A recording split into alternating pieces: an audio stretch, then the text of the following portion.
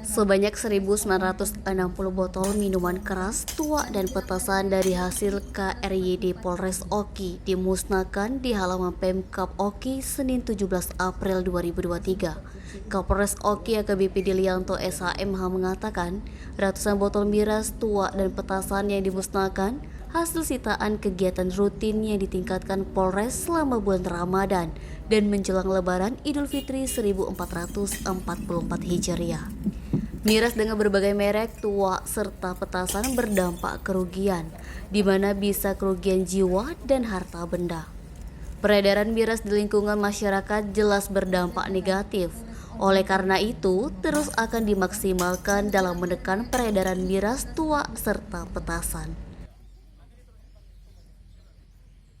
Masyarakat yang masih mengkonsumsi ini bahwa Niskia, Sumek.co melaporkan. nanti kita cek jangan sampai nanti